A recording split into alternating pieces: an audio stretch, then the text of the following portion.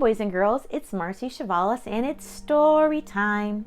Today's story will be a special famous American from Little Leaders, Bold Women in Black History by Vashti Harrison. So this book is an amazing book that's filled with awesome African American women who did amazing things. Look at all these wonderful women and their stories. So I'm not going to read all of the stories, but I will read one story at a time. So if you liked this story, go ahead and watch some of my other stories from this book. So today's story is about a woman named Phyllis Wheatley. She lived from about 1753 to 1784. So she lived during the time that America was just getting started. Very exciting. Right around the time of the Revolution. She was a poet. Let's read more about her. You ready? Let's grow. Phyllis's literary skills were apparent early on. She published her first story when she was only about 14 years old.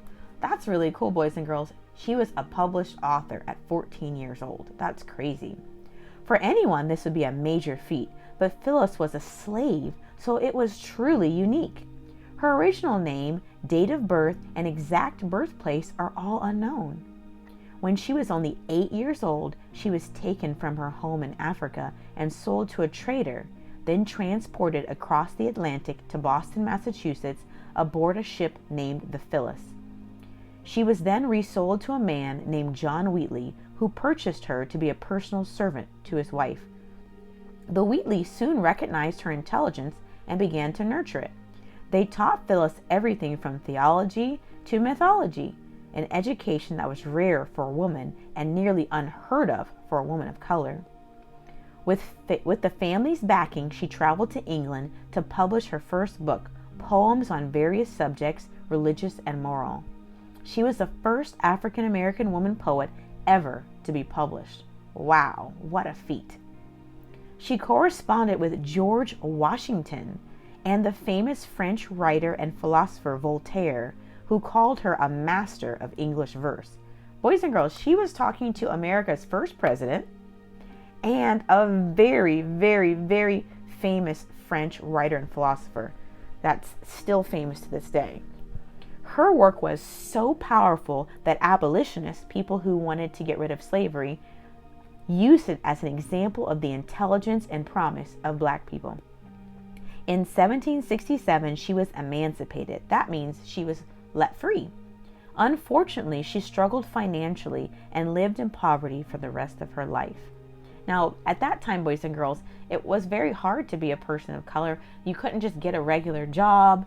You couldn't just go wherever you wanted to. There were lots of laws stopping people from doing things that they needed to do to take care of themselves. And so Phyllis really had a hard time, and that was unfortunate. She received a great deal of praise during her lifetime, but validation from white society was integral to her success, and it never came. She continued writing, but was not able to find a publisher in America. Her natural talent and body of work live on as fundamental contributions to American literature. Well done, Phyllis Wheatley. You were an amazing writer. Boys and girls, thank you so much for learning about Phyllis Wheatley and reading along with me. If you enjoyed this story, go ahead and click the like button, and to hear more stories, click subscribe. Don't forget to share this story with a friend. Maybe they'd like to learn about Phyllis Wheatley too. All right, till next time. Bye-bye, friends.